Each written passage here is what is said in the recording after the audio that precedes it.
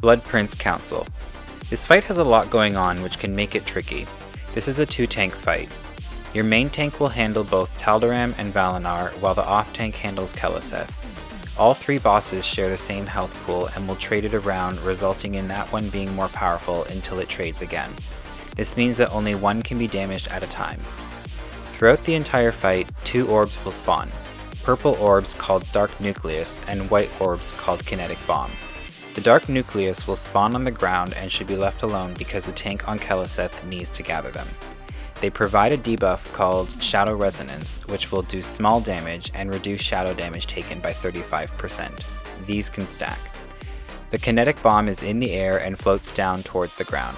If it reaches the ground, it will explode, doing raid damage and causing a knockback.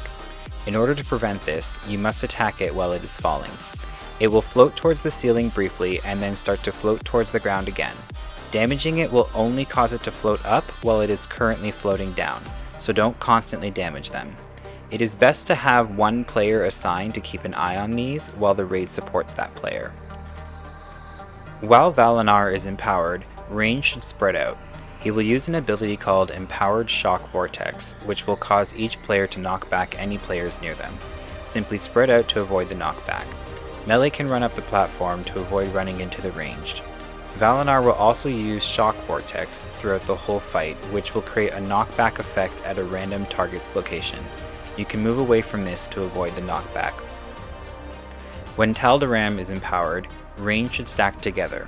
He will use an ability called Conjured Empowered Flame, which will launch a large fireball at a random target. When it reaches its target, it will explode for heavy fire damage.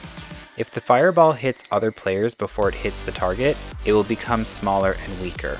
Ranged who are targeted should stand behind the group so that the fireball hits more players and becomes smaller before exploding. Taldaram will also cast an ability called Glittering Sparks throughout the whole fight, which will do damage and slow you by 20%. He hits targets in front of him, so turn him away from the raid. While Keleseth is empowered, ranged and melee need to make sure they do not use any cleave or AoE types of attacks because they risk taking the Dark Nucleus away from the tank. Single target damage only. Keleseth's Shadow Bolts will do increased damage now, so make sure your tank has 3 or more Dark Nucleus on them. Best time to use Bloodlust would be when Taldaram is empowered because you don't move as often and you can use all of your abilities.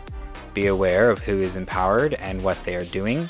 Watch out for those kinetic bombs, and never AoE on Keleseth, and the loot will be yours.